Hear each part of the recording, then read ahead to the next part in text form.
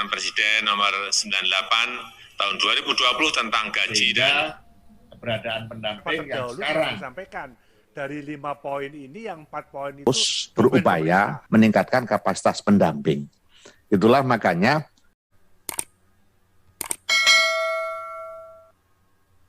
Peraturan Presiden nomor 98 tahun 2020 tentang gaji dan tunjangan P3K, bahwa guru yang berstatus P3K akan menerima gaji dan tunjangan setara dengan PNS lainnya.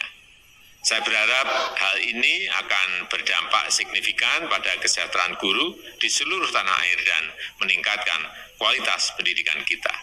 Masuk undang-undang bagaimana cara menyelesaikan tenaga honor. Itulah ya mari kita bahas, nggak ada masalah Pak Arief. Kami juga sudah rapat kabinet, sepakat untuk membahas, kami juga sudah mengirimkan tim. Clear itu Pak. Tinggal nanti yang terhormat anggota Komisi 2 itu lewat baleknya itu apakah masih menggunakan format balek lama ataukah format balek yang baru. Karena mengenai KSN saja kan masih beda pendapat di antara DPR. Nah, itu aja saya kira contoh kecil aja. Itu. Kemudian yang mengenai Perpres masih jalan itu.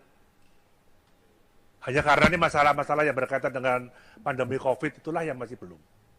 Kemudian tadi Pak Arief minta data segera nanti akan kita kirimkan dari P3K yang pada jabatan-jabatan tertentu.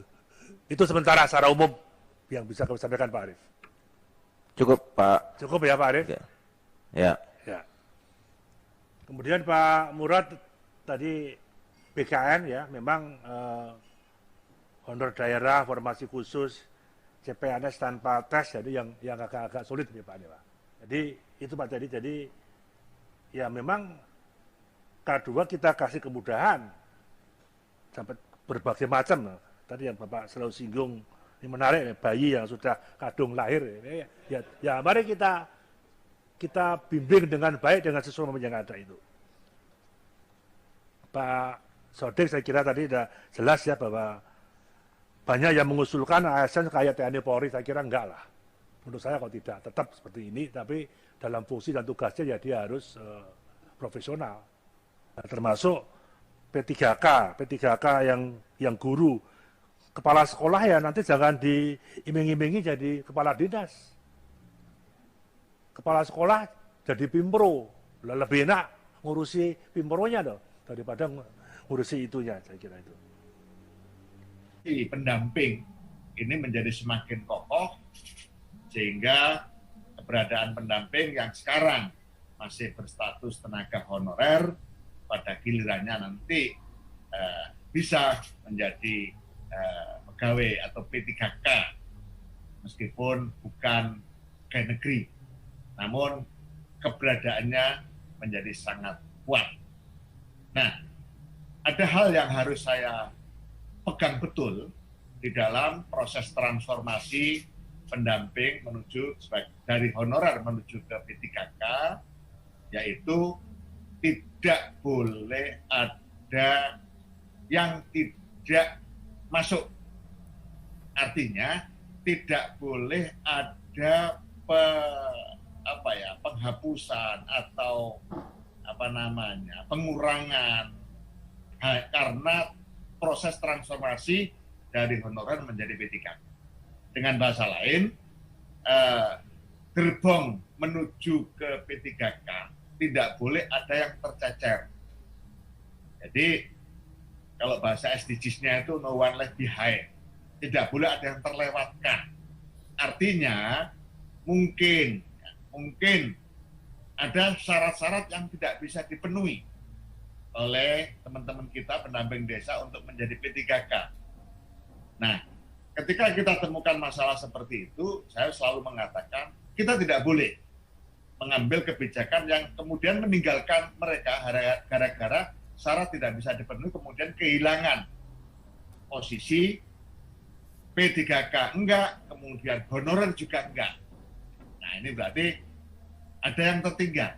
Nah, ini yang terus selalu menjadi kata kunci saya, apapun bentuknya transformasi dari honorer ke P3K tidak boleh ada yang terlewatkan. Dalam artian begini, sudah saya tegaskan pada tim yang menangani ini, harus dalam proses e-passing, tidak boleh kemudian ada rekrutmen baru yang kemudian berakibat pada tidak masuknya para pendamping yang sudah memiliki kemampuan ini, terus tidak menjadi bagian dari tenaga pendamping karena gara-gara adanya transformasi ke P3K. Nah, solusinya adalah proses transformasi dari honorer ke P3K dilakukan secara bertahap, dan yang tidak lolos P3K tetap sebagai pendamping, namun statusnya tetap pada status honorer. Kemudian yang kedua terkait dengan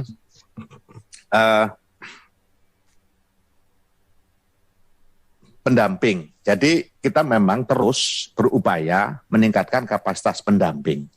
Itulah makanya tadi disampaikan bahwa tahun ini tidak ada lagi kegaduhan terkait dengan perpanjangan kontrak karena memang sudah ada daily report pendamping. Jadi pendamping ini tiap hari bisa melakukan laporan terkait dengan kinerjanya masing-masing, dan masing-masing secara personal bisa melihat apakah kinerjanya ini mendapatkan skor bagus atau tidak, karena semua pakai sistem. Sehingga pada bulan Oktober, November, itu mereka sudah tahu secara otomatis dari scoring yang muncul di sistem, mereka akan tahu, oh saya sudah skor saya sudah pada kategori B misalnya, maka posisi saya aman. Ini adalah upaya kita untuk betul-betul objektif dan profesional di dalam menangani pendamping, sehingga tidak lagi ada intervensi-intervensi yang tidak objektif. Nah, ketika skornya C misalnya, masih ada peluang untuk melakukan klarifikasi terkait dengan beberapa laporan yang mungkin karena sistem, karena apa, sehingga tetap peluang untuk melakukan klarifikasi terhadap apa yang dilaporkan dan kinerja yang dilakukan itu bisa dilakukan oleh para pendamping desa. Tapi prinsipnya bahwa kita ingin profesionalitas pendamping desa terus meningkat karena memang tuntutan untuk pendampingan di desa memang sangat dibutuhkan. Nah, itu juga sekaligus terkait dengan pemanfaatan dana desa yang urusannya dengan pertumbuhan ekonomi dan peningkatan SDM.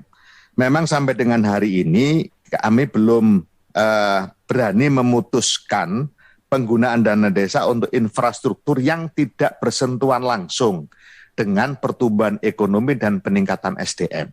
Tetapi pada saatnya pasti nanti akan ada, misalnya kita sudah mempunyai gambaran untuk desa mandiri yang infrastrukturnya sudah bagus. Bisa saja kemudian, ini yang juga sudah kita sampaikan kepada Pak Mendagri dan Bu Menteri Keuangan, apa tidak mungkin dana desa diberikan ruang untuk bantuan operasional kepala desa.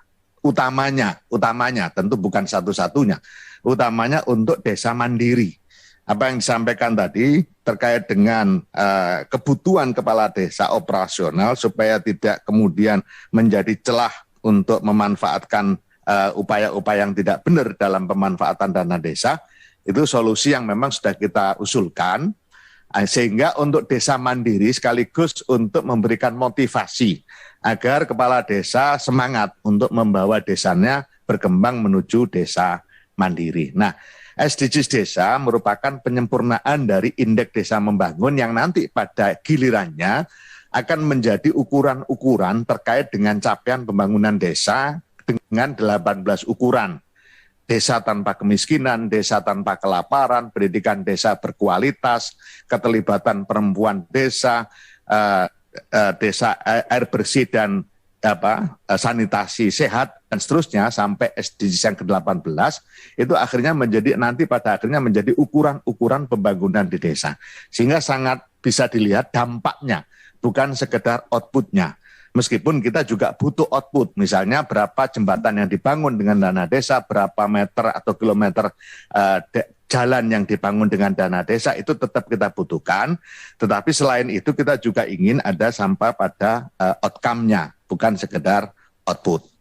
Bapak Ibu sekalian yang saya hormati, kemudian yang terkait dengan serapan anggaran, jujur kami mengakui memang pada hari ini ada penurunan sedikit dibanding tahun 2020 kemarin. Yang semuanya itu sekaligus menjawab pertanyaan kenapa di transmigrasi itu penyerapannya banyak yang tidak terserap. Jawaban yang paling simpel dan memang ini faktanya, sebagian terbesar kenapa tidak terserap di Kalimantan Timur itu karena banjir, Pak. Jadi sehingga banyak hal yang sudah dirancang dilaksanakan itu tidak bisa dilaksanakan karena banjir dan itulah akhirnya tidak bisa terserap. Yang kedua terkait dengan dana loan, memang ada perbedaan sudut pandang antara kami dengan World Bank misalnya.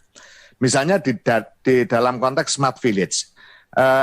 Konsep yang dibangun oleh Bank Dunia dari dana loan itu adalah untuk pelatihan-pelatihan. Nah, kami tidak ingin tidak ada sesuatu yang tidak lanjuti dari pelatihan itu. Itulah makanya waktu itu saya ngotot harus ada instrumen alat yang ditinggal di desa yang merupakan tindak lanjut dari implementasi pelatihan Smart Village. Nggak ada gunanya kita melakukan pelatihan Smart Village, tetapi kemudian tindak lanjutnya tidak bisa diteruskan oleh desa. Nah, salah satu kebutuhan tidak ada itu misalnya unit komputer yang memadai seperti yang digambarkan di dalam Smart Village. Nah, akhirnya terjadi perdebatan panjang dan saya sampai agak ngotot karena kalau tidak pakai itu ya lebih baik program Smart Village nggak usah dilanjutkan. Nah, itulah yang kemudian tertunda-tunda meskipun akhirnya apa yang menjadi harapan kita bisa diwujudkan oleh World Bank sehingga desa-desa yang terkena program Smart Village nanti akan ada satu unit komputer yang ditinggalkan dengan sistemnya sehingga ilmu yang ditransformasikan itu bisa langsung ditindaklanjuti, bukan sekedar berhenti pada pemahaman tetapi tidak bisa diimplementasikan. Itu juga menjadi salah satu faktor kenapa penyerapan yang terkait dengan PLN juga menurun. Kemudian terkait dengan nomenklatur, kita juga berkali-kali menanyakan kenapa honor kok masuk belanja barang. Saya juga agak kaget awal melihat itu, kok belanja barang kok di dalamnya ada honor. Nah, ternyata memang ada keputusan di Kementerian Keuangan terkait dengan nomenklatur. Tetapi katanya informasi yang saya terima di 2023 nanti untuk honor pendamping tidak lagi di belanja barang tapi masuk di belanja pegawai mengikuti atau seiring dengan pernyataan Kementerian PAN RB bahwa ke depan 2023 diharapkan tidak ada lagi honorer, yang ada adalah P3K.